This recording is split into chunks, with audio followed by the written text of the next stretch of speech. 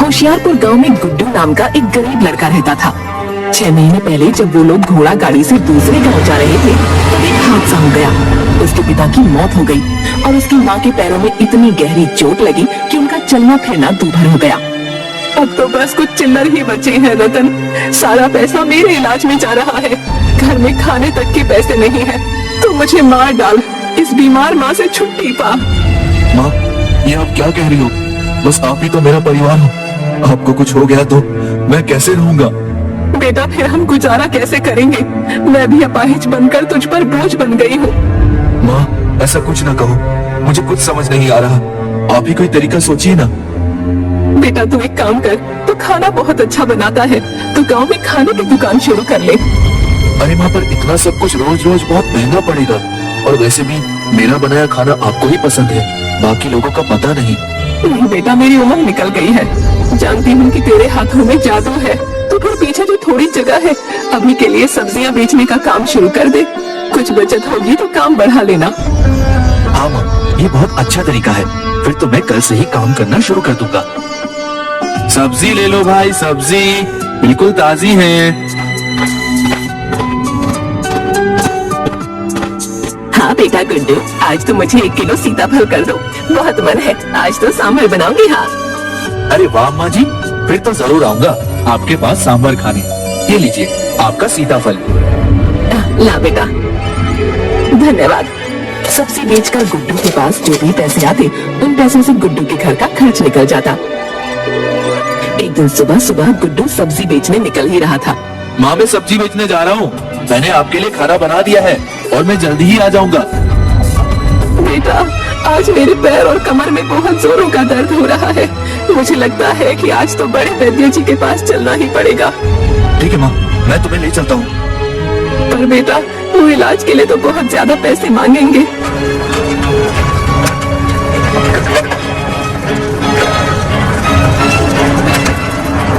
गुड्डू बिमला को बड़े वैद्य के पास ले जाता है और वो इलाज शुरू करने के लिए 2500 रुपए मांगते हैं। ठीक है वैद्य जी, मैं पैसों का इंतजाम कर लूंगा, पर आप मेरी माँ का इलाज जल्द से जल्द शुरू कर दीजिएगा। गुड्डू गांव के मुखिया के पास जाता है। मुखिया जी, मेरी माँ के इलाज के लिए कुछ पैसों की जरूरत थी। अगर आप पैसे उधार दे देते तो अच्छा होता। पुराने कर्जे तो तुमने चुकाए नहीं, अब और पैसे मांगने आ गए। मैं कोई पैसे नहीं दूंगा, और तुमने 1 महीने में पुराने कर्जे नहीं चुकाए तो तुम्हें अपना घर देना होगा। देरी के लिए माफी चाहता हूँ मुखिया जी, जल्दी आपके सारे पैसे लौटा दूंगा। गुड्डू वहाँ से निकल गया और उसने दूसरे लोगों से भी मदद मांगी, लेकिन सब जानते थे कि गुड्डू कमाता नहीं है तो पैसे कहाँ से वापस देगा, इसलिए किसी ने उसकी मदद नहीं की। माँ, मैं किसी काम का नहीं हूँ। मैं तेरे इलाज के लिए पैसे भी चुकता नहीं कर पाया। मुझे जीने का कोई हक नहीं है। नहीं बेटा, मेरे लिए पैसों से ज्यादा कीमती है तू। उस दिन गांव में ढिंडोरा पीटा जाता है। सुनो सुनो गांव वालों, सुनो। राजा ने अपने खास रसोइयों के लिए एक प्रतियोगिता का आयोजन किया है, जो कि कल से ही आरंभ होगी। जो कोई भी उस प्रतियोगिता में विजेता होगा उसे राजा का खास रसोइया बनाया जाएगा, और साथ ही 5000 रुपए इनाम में भी दिए जाएंगे। गुड्डू पास में सब्जी बेच रहा था। प्रतियोगिता वाली बात सुनकर वो खुशी से फूला नहीं समा रहा था।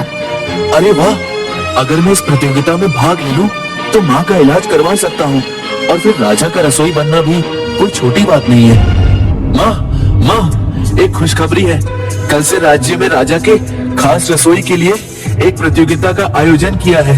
उसमें जीतने वाले को 5000 रुपए इनाम और राजा का खास रसोई भी बनाया जाएगा।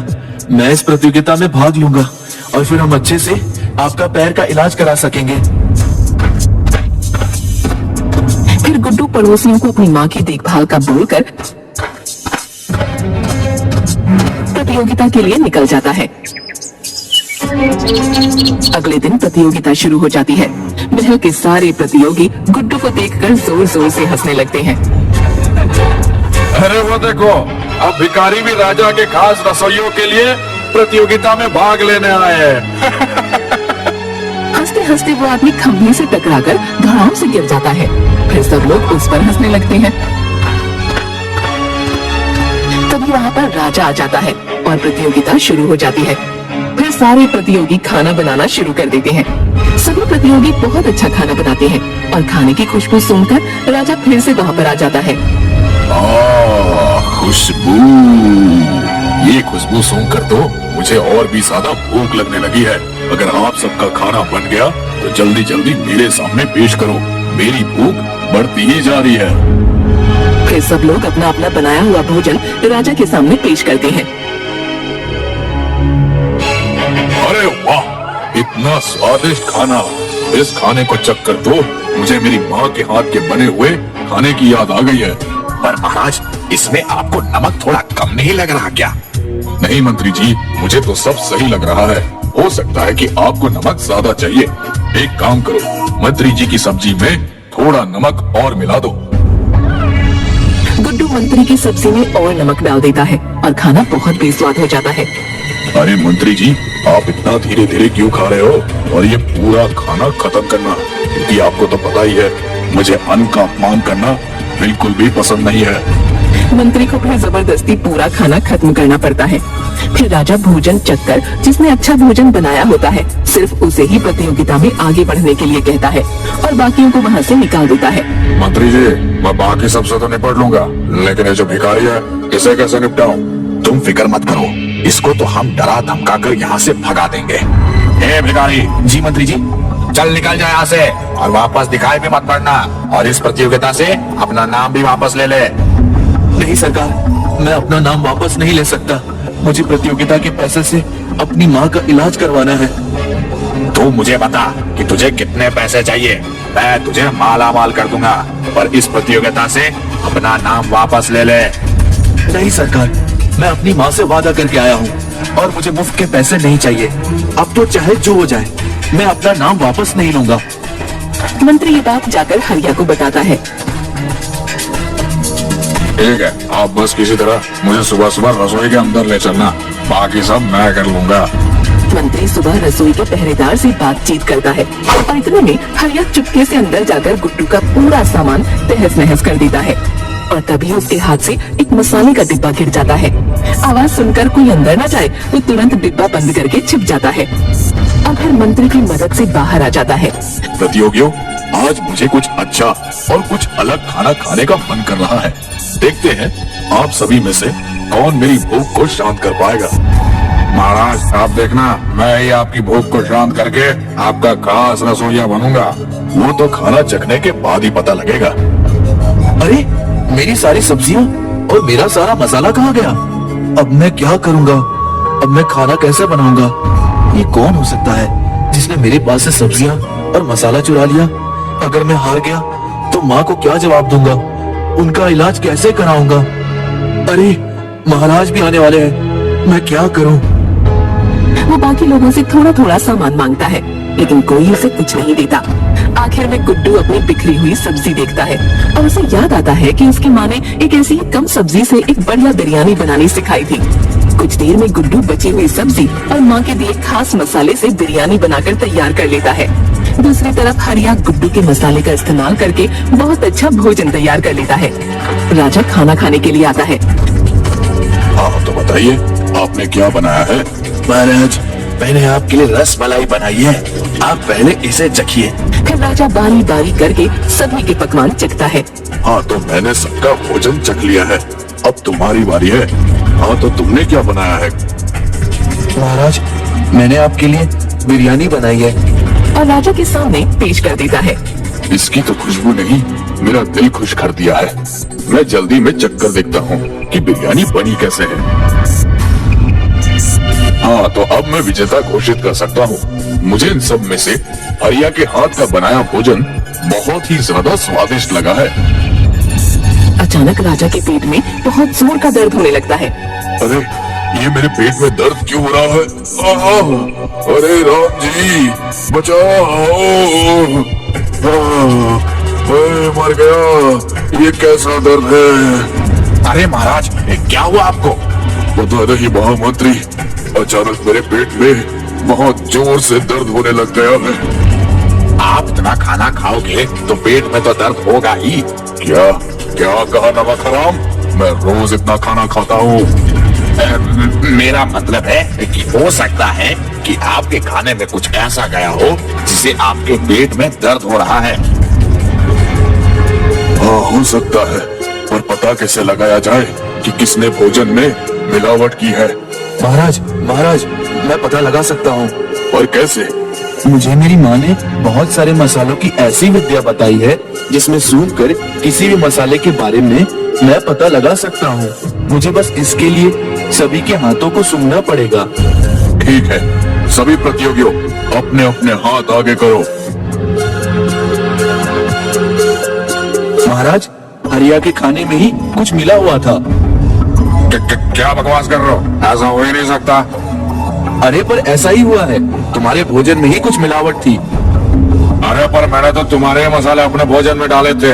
इसका मतलब है कि तुम महाराज को नुकसान पहुंचाना चाहते थे।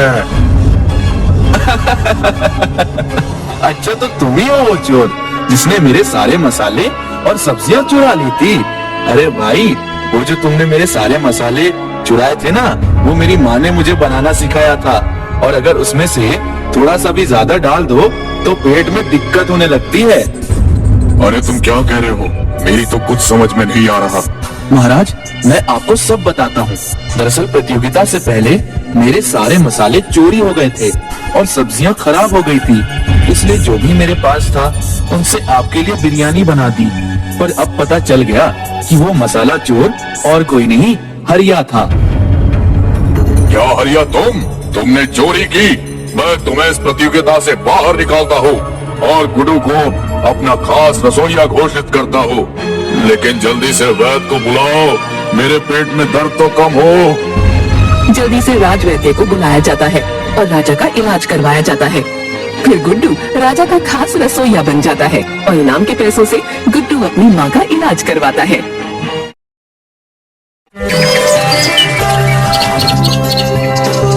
एक गांव में रतन नाम का एक बहुत ईमानदार व्यक्ति रहता था।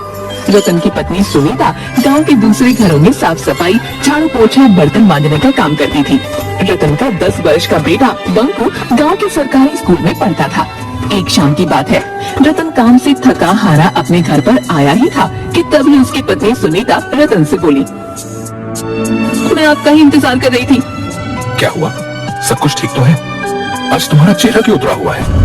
बात ही कुछ ऐसी है, बंकू को आज प्रिंसिपल ने धमकी दी है कि अगर कल तक स्कूल की फीस जमा नहीं कराई गई तो स्कूल से बंकू को निकाल दिया जाएगा। नाम काट देंगे इसका। ऐसे कैसे काट देंगे?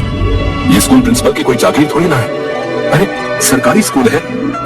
इस बात को तो मैं भी जानती हूँ, लेकिन आप ही बताओ ना, आपने बंकू की फीस कितने महीने से जमा नहीं की? सुनीता की बात सुनकर रतन उदास होकर गहरी सोच में डूबते हुए बोला, बात तो तुम सही कह रही हो। बंकू की फीस हमने पिछले 6 महीने से जमा नहीं की। इसमें प्रिंसिपल का कोई दोष नहीं, सारा दोष मेरा है। मेरी एक बात समझ में ये नहीं आती, हमारे पास 5 बीघा उपजाऊ जमीन है, फिर भी आप दूसरों के खेतों में काम करते रहते हैं और उसके बदले आपको आखिर मिलता ही क्या है? अगर मैं दूसरों के घर में बर्तन ना मांजूं तो हमारे घर का खर्चा चलना भी मुश्किल हो जाएगा। मैं क्या करूं सुनीता? तुम अच्छी तरह से जानती हो कि हमारी 5 बीघा जमीन चतुर सिंह के यहाँ पर गिरवी पड़ी हुई है। पिताजी ने सेठ जी से जो 2 लाख रुपए का कर्जा लिया था वो उसे चुका नहीं पाए और स्वर्ग सिधार गए। और रही बात मेरी, तो तुम तो जानती हो कि मैं मुश्किल से कितना कमा पाता हूँ। मैं आपकी सारी बात समझती हूँ, लेकिन कुछ ना कुछ तो करना ही पड़ेगा ना। अगर ऐसे ही चलता रहा तो मुझे लगता है हमारे इससे भी बुरे दिन शुरू हो जाएंगे। तुम चिंता मत करो सुनीता, मैं कोई ना कोई इंतजाम करता हूँ। इतना कहकर रतन चारपाई पर लेटकर गहरी सोच में डूब गया। रतन रात भर यही सोचता रहा कि आखिर ऐसा कौन सा काम किया जाए जिससे उसकी गरीबी दूर हो जाए। अगले दिन रतन अपने चतुर सिंह की हवेली में पहुंच गया। रतन चतुर सिंह की हवेली में अपने ही खेतों में काम किया करता था, जो कि चतुर सिंह के कब्जे में थे। रतन को हवेली में देखकर चतुर सिंह पूरी तरह से चौंक गया। क्या बात है रतन, आज तुम खेत में काम पर नहीं गए? सुबह सुबह यहाँ क्यों चले आए भाई? आप तो जानते हैं सेठ जी कि मेरा परिवार गरीबी की किस कगार पर खड़ा है और कल तो हद हो गई। क्यों भाई, कल ऐसा क्या हो गया जो तुम्हारे पैर हमारी हवेली तक आने के लिए मजबूर हो गए? कल स्कूल वालों ने मेरे बेटे बंकू को स्कूल से वापस कर दिया, ये बोलकर कि जब तक मैं उनकी पूरी फीस नहीं चुका देता तब तक बंकू स्कूल में नहीं पढ़ सकता। और यहाँ तक कि उन्होंने ये तक बोल दिया कि अगर कुछ दिनों के अंदर मैंने उनकी फीस नहीं चुकाई तो वो मेरे बेटे का नाम काट देंगे। तो इसमें हैरानी की क्या बात है? क्या तुम्हें पता नहीं कि गरीबों को अपने बच्चों को पढ़ाने का कोई अधिकार नहीं? अरे भाई, अपने बेटे से कहो कि तुम्हारे साथ मिलकर वो तुम्हारा काम में हाथ बटाए। अरे तुम ही सोचो, स्कूल में पढ़ाई करके उसे आखिर क्या मिलेगा? वैसे भी पढ़ लिख कर किसी की नौकरी तो लगती नहीं है। तुम्हारे साथ कुछ काम करेगा तो तुम्हें कुछ ना कुछ कमा कर ही देगा। ये कैसी बातें कर रहे हैं सेठ जी? आप चाहते हैं कि मैं अपने बच्चे की पढ़ाई छुड़वा दूं और उसे अपनी ही तरह अनपढ़ रहने दूं? अनपढ़ होना बुरी बात नहीं है रतन, गरीब होना बुरी बात है। अब तुम ये देखो, इस देश में न जाने कितने ऐसे नेता बनते हैं जिन्होंने कभी स्कूल की शक्ल तक नहीं देखी होती। इस देश में नेता किस प्रकार से बनते हैं और वो क्या करते हैं, मुझे इस बात से कोई लेना देना नहीं। मैं किसी भी कीमत पर अपने बेटे की शिक्षा नहीं छुड़वा सकता, क्योंकि शिक्षा ही हमारे आने वाले कल को सुधारता है। मुझे कोई शौक नहीं है ये बताने का कि तुम्हें क्या करना है। अब वो सब छोड़ो, ये बताओ कि तुम यहाँ पर क्यों आए हो? सेठ जी, मेरे खेत आपके यहाँ पर बरसों से गिरवी रखे हैं। मुझे अपने खेत होते हुए भी अपने ही खेतों में नौकरी करनी पड़ रही है, और उसके बदले आप मुझे देते क्या है? मेरे खेत में जितने भी नौकर काम करते हैं उससे अधिक ही तुम्हें देता हूँ। अब तुम क्या चाहते हो? मैं आपसे ज्यादा कुछ नहीं चाहता सेठ जी, मैं बस ये चाहता हूँ कि मेरी पगार थोड़ी सी बढ़ा दी जाए और उस पगार में से थोड़े से पैसे मुझे अभी दे दिए जाए, ताकि मैं बंकू की स्कूल की फीस जमा करा सकूं। रतन की बात सुनकर चतुर सिंह जोर जोर से हंसते हुए बोला, लगता है तुम्हारा दिमाग खराब हो गया रतन, हैं? तुम शायद भूल गए हो कि तुम्हारे पिताजी ने मुझसे 2 लाख का कर्जा लिया था, 2 लाख का। जी मुझे अच्छी तरह से याद है सेठ जी, और उस कर्ज को चुकाते चुकाते मुझे 20 बरस से अधिक हो गए हैं। मैं 15 साल का था जब से मैं अपने ही खेतों में दिन रात कोल्हू के बैल की तरह जुटा रहता हूँ, लेकिन ना के बराबर आपसे पगार लेता हूँ। उसके बावजूद भी आपके 2 लाख रुपए खत्म होने का नाम ही नहीं ले रहे। तुम जितना काम करते हो उतना तुम ले जाते हो, और रहा सवाल तुम्हारे खेत का, तो तुम्हारे पिताजी ने 2 लाख रुपए मुझसे उधार लिए थे, जो ब्याज मिलाकर आज की तारीख में कम से कम 10 लाख रुपए होते हैं। 10 लाख रुपए मुझे दे दो और अपने खेत वापस ले लो। उसके बाद अपनी मर्जी के मुताबिक अपने खेत में हल चलाना और फसल बोना। मैं तुमसे कोई सवाल नहीं करने वाला। तो क्या आप मेरी पगार नहीं बढ़ाएंगे सेठ जी? मैं बहुत मजबूरी में आपके पास आया हूँ। जिससे तुम मजबूरी कहते हो, हमारी भाषा में उसे बगावत कहते हैं, बगावत। और मैं बागियों की बात नहीं मानता और ना ही उन्हें काम पर रखता हूँ। अब सुनो तुम, अब से तुम्हें काम पर आने की कोई भी जरूरत नहीं है। जाओ जाओ जाओ जाओ, अब तुम जा सकते हो यहाँ से, जाओ। रतन मुंह लटकाकर घर चला आया, जहाँ पर उसका पड़ोसी बिरजू पहले से ही उसका इंतजार कर रहा था। बिरजू भी चतुर सिंह की हवेली में ही काम किया करता था। रतन को उदास देखकर बिरजू मुस्कुराता हुआ बोला, मैं जानता था कि चतुर सिंह तुम्हारी पगार नहीं बढ़ाएगा और तुम्हें काम से भी निकाल देगा। तुम्हारे चेहरे की मायूसी बता रही है कि तुम्हारे साथ कुछ ऐसा ही हुआ है। तुमने बिल्कुल सही कहा बिरजू, मैंने चतुर सिंह के यहाँ पर 20 साल लगातार इतनी मेहनत और ईमानदारी से काम किया। आज जब मैंने अपनी पगार में कुछ रुपए बढ़ाने की बात की तो उसने मुझे काम से ही निकाल दिया। और तो और, जो मेरे पिताजी ने 2 लाख रुपए जो कर्ज लिए थे वो अब 10 लाख रुपए में परिवर्तित हो गए। बताओ। अरे मैंने तुमसे पहले भी कहा था और अब भी कह रहा हूँ कि मैं जानता हूँ कि चतुर सिंह अपनी तिजोरी कहाँ रखता है, और तो और मैं ये भी जानता हूँ कि उस तिजोरी की चाबी कहाँ है। लेकिन तुम मेरा साथ देने के लिए कभी तैयार ही नहीं होते यार। मेरा जवाब तुम्हारे लिए कल भी ना था और आज भी ना है। मैं चोर नहीं हूँ। अरे राजा हरिश्चंद्र बनकर तुम्हें आखिर मिलेगा क्या है? तुम खुद ही देखो, उस सेठ ने तुम्हारी पगार बढ़ाने से मना कर दिया और तो और तुम्हें काम से भी निकाल दिया। उसके बाद भी तुम ऐसी बातें कर रहे हो। हाँ, अगर उसने मुझे काम से बाहर निकाल दिया तो यह उसका स्वभाव है भाई। मैं उसके स्वभाव की वजह से चोर नहीं बन सकता। मुझे अपनी ईमानदारी पर पूरा भरोसा है। एक ना एक दिन मेरे दिन जरूर बदलेंगे भाई। रतन की बात सुनकर बिरजू क्रोधित होते हुए रतन की ओर देखकर बोला, हाँ हाँ जरूर बदलेंगे रतन, जरूर बदलेंगे, लेकिन सिर्फ सपनों में। हाँ। इतना कहकर बिरजू वहाँ से चला गया। बिरजू के जाते ही रतन की पत्नी सुनीता रतन से बोली, पहले तो मुझे बिरजू के ऊपर बहुत क्रोध आता था, लेकिन जिस तरह से आज उस सेठ ने तुम्हें काम से निकाल दिया, अब तो मुझे बिरजू की बात सही लग रही है। तुम्हें बिरजू का साथ देना चाहिए। ये तुम कैसी बातें कर रही हो सुनीता? तुम जानती हो ये बिरजू मुझे चतुर सिंह के घर पर चोरी करने को बोल रहा है। क्या मैं तुम्हें चोर दिखता हूँ? चतुर सिंह एक नंबर का पापी है। पापियों के घर पर चोरी करने में क्या शर्माना। तुम्हारे हाथ में कुछ पैसे आ जाएंगे तो हमारे दिन वक्त अच्छे हो जाएंगे। ईश्वर पर भरोसा रखो सुनीता, और याद रखना मैं चोरी नहीं करूंगा। हाँ। रतन की बात सुनकर रतन की पत्नी सुनीता चुप हो गई। कुछ दिन के बाद रतन के बुरे दिन शुरू हो गए। रतन ने पूरे गांव में हर किसी से काम मांगा, मगर उसे काम नहीं मिला। कुछ ही दिनों के बाद उसके घर पर राशन पानी सब कुछ खत्म हो गया। रतन और उसके परिवार की भूखे मरने की नौबत आ गई। एक दिन रतन की पत्नी सुनीता रतन को 3 रुपये देती हुई बोली, ये लीजिए, मेरे पास सिर्फ यही 3 रुपए बचे हैं। 3 रुपए में भला क्या आ जाएगा सुनीता? आपके सेठ की वजह से मुझे भी मेरे मालिक ने काम से निकाल दिया। ये 3 रुपए ही बचे हैं मेरे पास। आपके पास तो आपकी ईमानदारी के अलावा कुछ है ही नहीं। जाइए और शाम के समय खाली हाथ मत आइएगा। रतन उदास होकर अपने घर से चल दिया और एक पेड़ के नीचे बैठकर अपनी गरीबी के बारे में सोचते हुए फूट फूट कर रोने लगा। तब एक बुजुर्ग व्यक्ति हाथों में लाठी थामे रतन के पास आकर बोले, कौन हो तुम और क्यों रो रहे हो? मैं बहुत परेशान हूँ मामा। अभी मेरा बातचीत करने का बिल्कुल भी मन नहीं है। अरे बातचीत करने से मन हल्का हो जाता है बेटा। मुझे अपनी समस्या बताओ, हो सकता है कि मैं तुम्हारी कुछ मदद कर सकूं। रतन रोते हुए अपने घर के सारे हालात उस बुजुर्ग व्यक्ति को बताने लगा। तुम्हारी समस्या का एक हल है मेरे पास। मैं एक ऐसे बाजार के बारे में जानता हूँ जो चोर बाजार के नाम से प्रसिद्ध है, जहाँ पर एक से एक महंगी वस्तु बहुत सस्ते दामों में मिलती है। तुम्हारे 3 रुपए से तुम बहुत कुछ ला सकते हो। लेकिन बाबा, मैं चोरी के सख्त खिलाफ हूँ और आप मुझे चोर बाजार जाने की बोल रहे हैं। बेटा, उसका नाम चोर बाजार है, लेकिन वहाँ पर चोरी की वस्तुएं नहीं मिलती। ये तो बस एक मुहावरा होता है।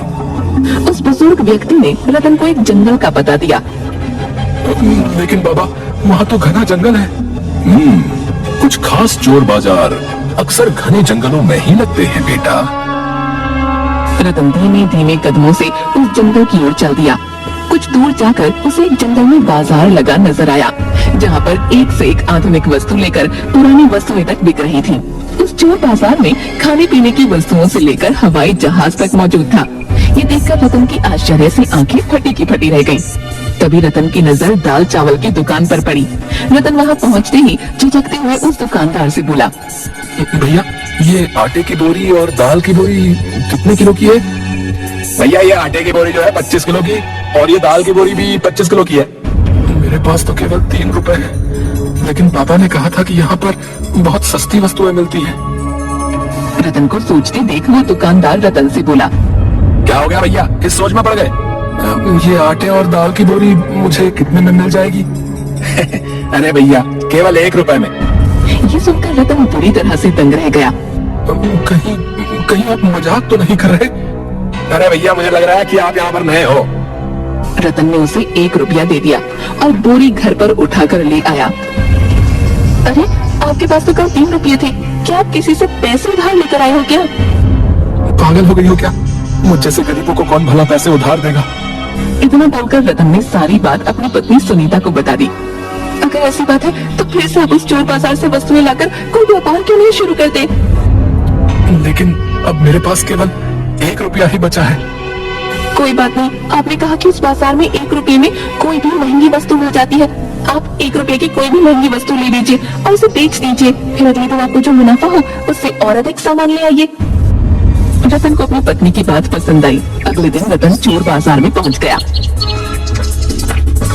वो सीधा एक कंप्यूटर की दुकान पर पहुंचा और एक महंगा कंप्यूटर 1 रुपये में खरीद कर लिए आया और गांव में बेच दिया। रतन को उस कंप्यूटर से पूरे 20,000 रुपए का मुनाफा हुआ। उसके बाद ऐसा रोज होने लगा। रतन कुछ ही दिनों में देखते ही देखते रतन के दिन बदल गए। अब बंकू सरकारी स्कूल में नहीं बल्कि महंगे प्राइवेट स्कूल में पढ़ने लगा और रतन के टूटे फूटे घर की जगह एक बहुत बड़ा आलीशान मकान बन गया। कुछ महीनों बाद रतन सीधा सेठ के पास पहुंचा। सेठ जी, ये लीजिए 10 लाख रुपए। वो सब तो सही है रतन, लेकिन मेरी समझ में नहीं आता कि आखिर तुम इतने पैसे ले कहां से आए।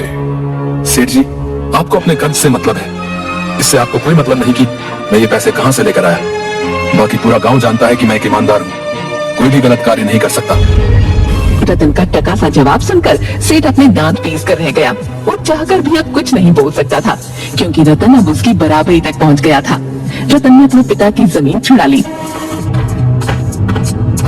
इसका पीछा करना पड़ेगा, सुना है ये अक्सर जंगलों में जाता रहता है। अगले दिन सेठ रतन का चुपके चुपके पीछा करने लगा। सेठ ने देखा कि रतन एक जंगल में जाकर रुक गया और जंगल के पेड़ों में से अकेले अकेले बातें करने लगा। ये देखकर सेठ बुरी तरह से डरते हुए अपने आप से बोला, लगता है कि इसे पता लग गया है कि मैं इसका पीछा कर रहा हूँ। सेठ चुपचाप मन महसूस कर अपने घर आ गया। कुछ दिन बाद उसने रतन का पीछा करने का विचार त्याग दिया। कुछ दिन बाद सुनीता अपने पति रतन से बोली, मैं भी उस बाजार को एक बार देखना चाहती हूँ। अरे ये भी कोई पूछने की बात है, चलो तुम तैयार हो जाओ, आज मैं तुम्हें अपने साथ उस चोर बाजार में लेकर जाऊंगा।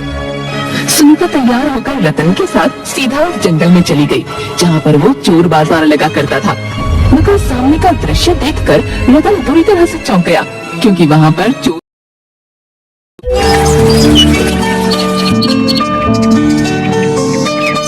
एक गांव में सुरेश नाम का एक आलसी आदमी रहता था जो कि कम मेहनत करके ज्यादा पैसे कमाना चाहता था। तुम्हारी लालच की वजह से हमारा सब कुछ बिक गया और हमें इस छोटे से घर में आकर रहना पड़ रहा है। जल्दी से कोई अच्छा सा काम ढूंढ लो जिससे कम से कम हम अपना जीवन यापन तो ठीक से कर सकें। अरे तुम चिंता क्यों करती हो? इस बार मैं कोई ऐसा काम करूंगा जिससे हमारे पास जल्द से जल्द बहुत सारे पैसे आ जाए।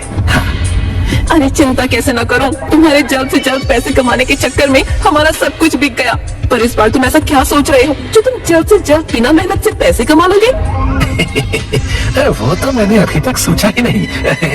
पर तुम देखना, एक दिन हमारे पास सब कुछ होगा। हाँ, पैसा, बंगला, गाड़ी, सब कुछ, और तुम महारानियों के जैसे हुक्म चलाना बस। हाँ हाँ, जैसे सब तुम्हारे नौकरी पर आने का इंतजार ही तो कर रहे हैं। अच्छा सुनो, मुझे किसी काम से शहर जाना है, तो मुझे थैला दे दो, और कुछ चाहिए हो तो बता देना।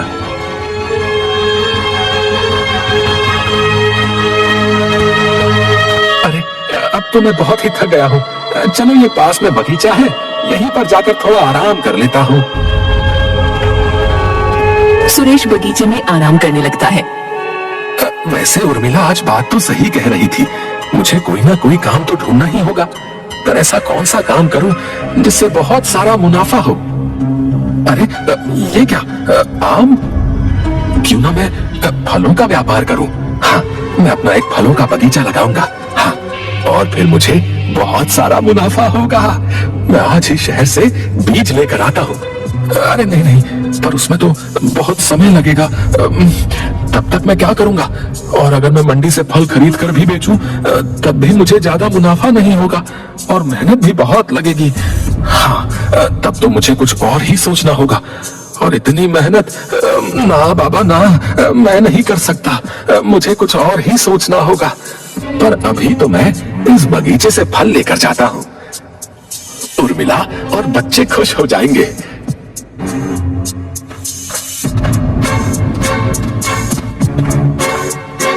अरे उर्मिला, बंकू, देखो मैं तुम्हारे लिए क्या लेकर आया हूँ। अरे वाह पिताजी, आप मेरे लिए इतने सारे फल लेकर आए हो। रात में सुरेश पलंग पर लेटा होता है, तभी उसे एक तरकीब सूझती है। क्यों ना मैं सभी पेड़ों पर से फल तोड़कर बेचना शुरू करूं और वैसे भी एक पेड़ पर इतने सारे फल होते हैं, मैं तो तोड़ भी लूंगा तो किसे पता चलेगा। हाँ, मैं कल से ही ये काम शुरू करूंगा। हाँ। अरे उर्मिला, मैं आज से एक नया काम शुरू करने जा रहा हूँ। जाओ, मेरे लिए दही शक्कर तो लेकर आओ। हाँ वो सब तो ठीक है, पर तुम ऐसा कौन सा काम करोगे? अरे तुम आम खाओ, गुठलियां क्यों गिन रही हो? सुरेश एक सुनसान बगीचे में कुछ फल तोड़ने के लिए जाता है। चलो, आज का काम तो अच्छे से हो गया और कोई दिक्कत भी नहीं आई। अरे कुत्ते, ये कुत्ते यहाँ क्या कर रहे हैं? भागो भागो यहाँ से। उश, उश। तभी कुत्तों से बचकर सुरेश भागने लगता है। जैसे तैसे उनसे बचकर वो घर पहुँचता है। आज तो बाल बाल बच गया, नहीं तो ये कुत्ते मेरी जान ही ले लेते। अरे उर्मिला, दरवाजा खोलो भाई। अरे ये क्या हालत बना कर आए हो और किससे मार खा कर आए हो? बताओ ऐसा क्या काम कर रहे हो जो लोगों की मार खानी पड़ रही है? अरे वो मेरे पीछे कुत्ते पड़ गए थे, उनसे बचकर आया हूँ। अब हटो यहाँ से, तुम्हें तो मेरी कुछ पड़ी ही नहीं है। अरे अब मैं ऐसा क्या करूँ जिससे कि मैं अमीर बन जाऊं? अगर मंडी से फल लेकर आया तो बहुत ही महंगे पड़ेंगे। तो अब मैं ऐसा क्या करूं जिससे सांप भी मर जाए और लाठी भी न टूटे? पिताजी, आप इतने मीठे फल कहाँ से लेकर आए? अगर मैं फलों का व्यापारी होता तो आपको इन फलों के दुगने तिगुने दाम दे देता। हाँ, इतने स्वादिष्ट फल तो मैंने आज तक नहीं खाए। और वहाँ से चला जाता है। हाँ, साहबजादे को बात बनाने को बोल दो बस। इतना आसान होता है क्या व्यापार करना जो दुगने तिगुने दाम दे देता? क्या दुगने और तिगुने दाम दे देता? हाँ, अब मुझे समझ में आ गया है कि मुझे क्या करना है। अब से मैं ऐसे ही पेड़ों पर से फल तोड़ तोड़ कर बाजार में बेच आऊंगा। वैसे भी एक पेड़ पर इतने सारे फल होते हैं, तो अगर मैंने कुछ फल तोड़ भी लिए तो किसे पता चलेगा? वाह सुरेश वाह, क्या दिमाग लगाया है तूने। फिर सुरेश एक बगीचे में से कुछ फल तोड़कर बाजार में बेच आता है।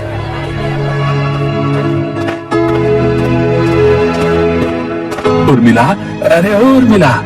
अरे क्या हुआ? कोई कुबेर का खजाना हाथ लग गया है क्या जो इतनी चहक रहे हो? खजाना ही हाथ लगा है समझ ले। तू बोल रही थी ना कि घर का खर्चा बहुत मुश्किल से चलता है।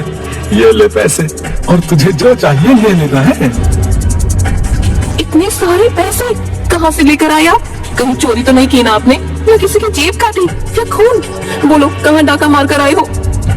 अजीब बीवी है मेरी। एक तो पति बाहर से थका हारा घर में आया है और ऊपर से तुझे थानेदार की तरह सवाल करने से ही फुर्सत नहीं मिलती। चल जा और मेरे लिए खाना लगा दे। अगले दिन सुरेश मार्केट में चुराए हुए फल बेचने जाता है। अरे भाई सुनो जरा, ये सारी फलों की पेटियां बेचनी है, जरा सही से भाव लगा दो। अरे वाह भाई साहब, आप तो इतने तरह तरह के फल आए हैं और दिखने में भी लाजवाब है। इनके तो आपको अच्छे खासे दाम मिल जाएंगे। लगता है कहीं के बहुत बड़े व्यापारी हो। ज्यादा बकैती मत करो हमारे सामने, समझे? और चुपचाप अपना काम करो। फिर दुकानदार सुरेश की सारी फलों की पेटियां ले लेता है और उसे फलों के बदले अच्छे खासे पैसे दे देता है। इतने सारे पैसे देखकर सुरेश का लालच और भी बढ़ जाता है। अरे वाह सुरेश, तू तो माला माल हो गया रे। अब तो मैं ऐसे ही रोज फल तोड़कर यहाँ पर बेचने आऊंगा। अरे वाह, आज तो मेरी चांदी ही चांदी है। मुझे ज्यादा मेहनत भी नहीं करनी पड़ी और इतने सारे पैसे भी मिल गए। कुछ हफ्तों तक सुरेश ऐसे ही फलों की चोरी करके मंडी में बेच आता। उसे इन सब से बहुत ज्यादा फायदा होने लगा तो उसका लालच और भी बढ़ने लगा। ऐसा कौन सा काम करने लगे हो आप आजकल जो रातों रात इतने पैसे कमा लाते हो? कहीं कोई गलत काम तो शुरू नहीं कर दिया ना आपने? अरे मैंने तुझे कहा था ना कि मैं कोई ऐसा काम करूंगा जिससे हम बहुत जल्दी अमीर हो जाएंगे। अब सुरेश की हालत में बहुत सुधार आ जाता है। वो एक बड़ा मकान ले लेता है। अरे सुरेश भाई, क्या बात है? कोई लॉटरी वाटरी लगी है क्या जो इतनी जल्दी इतना बड़ा मकान ले लिए? हाँ भाई, बस यही समझ लो कि लॉटरी ही लगी है मेरी है। गांव के कुछ लोग खड़े होकर उसके बारे में बातें कर रहे थे। अरे भाई, तुम्हें ऐसा नहीं लगता कि मेरे बगीचे से फल बहुत कम हो रहे हैं? क्या तुम्हें भी ऐसा ही लगता है? हाँ, बात तो सही कह रहा भैया, लग तो मुझे भी ऐसा ही रहा है। कहीं ऐसा तो नहीं कि हमारे फल कोई चोरी कर रहा है? क्या भाई, तुम भी बिना सर पैर की बातें करते हो है? तुमने फलों को गिनकर रखा था क्या जो कह रहे हो कि चोरी हो गए? और वैसे भी अभी तो तुम्हारे बगीचे में बहुत सारे फल नहीं पके हैं। कोई इन कच्चे फलों को चोरी क्यों करेगा भला? तुम ही बताओ, ये तो खाने में भी बेस्वाद ही लगेंगे। अरे भाई तुम्हें पता है, आज सुरेश ने एक नई कार खरीद ली भैया। क्या कार खरीद ली? अरे सुबह से कोई मिला नहीं क्या जो हमें बुद्धू बना रहे हो? हाँ, यहाँ हम दिन रात मेहनत करते हैं, पर फिर भी हमें घर का खर्चा चलाने में इतनी दिक्कत आती है। और वो तो निकम्मा है, वो भला कार कैसे खरीद सकता है बताओ? अरे नहीं नहीं, मैं सच कह रहा हूँ भैया, मैं अपनी आंखों से देखकर आ रहा हूँ। वैसे सुरेश आजकल ऐसा कौन सा काम करने लगा है भाई, जो उसने इतनी जल्दी कार और मकान खरीद लिया? वैसे आजकल वो रोज सुबह सुबह शहर जाता है और देर रात को लौटता है। अगली सुबह सुरेश फिर चुराए हुए फलों को मंडी में जाकर बेच आता है। अरे भाई जरा सुनो, मेरे पास बहुत सारे कच्चे फल भी हैं, क्या तुम उन्हें भी खरीद लोगे? नहीं भाई, कच्चे फल तो हम नहीं लेते, क्योंकि वो ज्यादा बिकते नहीं है और ज्यादा स्वादिष्ट भी नहीं लगते। तो ना, मैं तुम्हें उन्हें पकाने की एक तरकीब बता सकता हूँ। अरे भाई बताओ बताओ। फिर मंडी का आदमी सुरेश को फल जल्दी पकने वाली दवाई दे देता है। ये लो, इस दवाई से तुम्हारे फल बहुत ही जल्दी पक जाएंगे, समझे? रात को सुरेश फिर से किसी के बगीचे में चोरी करने जाता है। पेड़ पर चढ़कर फल चुराते समय वो गिर जाता है। अरे बाप रे, बहुत जोरों की लगी है, अभी खड़ा भी नहीं हुआ जा रहा। बगीचे का मालिक वहाँ पर पहुँच जाता है। अरे कौन है वहाँ पर? फिर जैसे तैसे खड़े होकर सुरेश दौड़ने लगता है। कुछ दूर जाकर हे राम, अयो, आज तो बाल बच गया। अरे क्या हुआ, आप ऐसे क्यों लंगड़ा रहे हो और कहाँ थे आप इतनी देर से? अरे कुछ नहीं, वो मैं बस चलते चलते फिसल गया। उर्मिला सुरेश को लंगड़ाते हुए देखकर हंसने लगती है। अरे आप क्या हंस रही हो, मेरी मदद करो चलने में। अगले दिन कुछ लोग चौराहे पर खड़े होकर बातें कर रहे होते हैं। तभी सुरेश लंगड़ाते हुए पास से गुजर रहा था। अरे सुरेश, क्या हुआ भैया, ऐसे लंगड़ाते हुए क्यों चल रहा है? अरे कुछ नहीं भाई, वो कल चलते चलते पैर फिसल गया था तो लग गई। रतन को सुरेश पर शक होता है। ये सुरेश तो कल रात वाले चोर जैसे ही चल रहा है, कहीं ऐसा तो नहीं कि सुरेश ही मेरे फलों की चोरी कर रहा था? पर अगर मैं ऐसे ही कहूंगा तो कोई भी मेरी बात पर विश्वास नहीं करेगा और सुरेश भी कोई ना कोई बहाना बना देगा। मुझे इसे रंगे हाथों पकड़ना होगा, मुझे कुछ ना कुछ तो सोचना ही होगा। रात को सुरेश फिर से रतन के बगीचे में चोरी करने के लिए पहुंच जाता है। आज तो मैं इसके बगीचे से बहुत सारे फल तोड़ दूंगा, ताकि मुझे बार बार ऐसे मेहनत करने की जरूरत ही ना पड़े। और वैसे भी आज तो मैं फलों को पकाने वाली दवाई भी तो लेकर आ गया हूँ, बस उसे इन कच्चे फलों में डाल दूंगा। सुरेश रतन के बगीचे के बहुत सारे फल तोड़ लेता है और अपने घर के गोडाउन में चुपके से रख देता है और उसमें फल जल्दी पकने वाली दवाई डाल देता है। अगले दिन रतन देखता है कि उसके बगीचे के बहुत से फल गायब हैं। अरे भाई, तुम्हें पता है मेरे बगीचे के फल जादुई हैं। क्या बात कर रहे हो रतन भाई, सच में? हाँ सच में। देख, मैं रोज अपने फल धूप में रख देता हूँ तो ये सोने के हो जाते हैं। ये बात सुरेश तक भी पहुँच जाती है। अरे मैं ऐसे ही मंडी में जाकर इन फलों को बेच देता था। हे भगवान, अगर मुझे जरा भी इसके बारे में पता होता तो मैं हर रोज इन फलों को धूप में रख देता।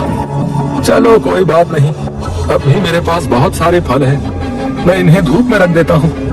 मेरी तो चांदी ही चांदी है। अरे नहीं, चांदी नहीं, सोना ही सोना है। फिर उसके बाद मुझे कोई धंधा नहीं करना पड़ेगा। अरे वाह सुरेश, वाह वाह, तेरे हाथ तो सोने का अंडा देने वाली मुर्गी लग गई रे। इंस्पेक्टर साहब, गिरफ्तार कर लीजिए इस चोर को। इसकी वजह से मेरा और इन गांव वालों का बहुत सारा नुकसान हुआ है। अरे क्या बात कर रहे हो तुम? अरे तुम मुझ पर ऐसे चोरी का इल्जाम नहीं लगा सकते। और तुम्हारे पास क्या सबूत है कि ये फल तुम्हारे हैं? मुझे पता था कि तुम अपना गुनाह कबूल नहीं करोगे, इसलिए मैंने सारे फलों पर यह निशान बना दिया था। कल मेरे बगीचे में जो चोर था वो पेड़ पर से गिर गया था और वो उस तरह लंगड़ा रहा था जैसे आज सुबह तुम लंगड़ा रहे थे। इसका मतलब साफ है कि मेरे और गांव के लोगों के फल तुम्ही ने चुराए हैं। अब तुम खुद अपना गुनाह कबूल करते हो या पुलिस कबूल करवाए? सुरेश, मुझे आपसे ये उम्मीद नहीं थी कि आप चोरी करेंगे। मैं बार बार आपसे पूछती रही कि ऐसा कौन सा काम कर रहे हो जो इतनी जल्दी पैसा कमा लेते हो, पर आप हर बार मेरी बातें टाल देते थे। आपके लालच की वजह से आज ये दिन भी देखना पड़ रहा है। क्या सीखेगा बंकू आपको देखकर? चोरी करना। मुझे माफ कर दो उर्मिला, मैं भी क्या करता, मुझे पैसे कमाने का इससे आसान तरीका और कोई नहीं मिला। अगर मेहनत करके आप मुझे 2 वक्त की रोटी भी खिला देते तो मैं खुश रहती, पर ऐसे चोरी का मुझे 1 रुपया भी गंवारा नहीं। मैं ये आपका बंगला, गाड़ी सब छोड़कर मेरे इस पुराने घर में फिर से जा रही हूँ।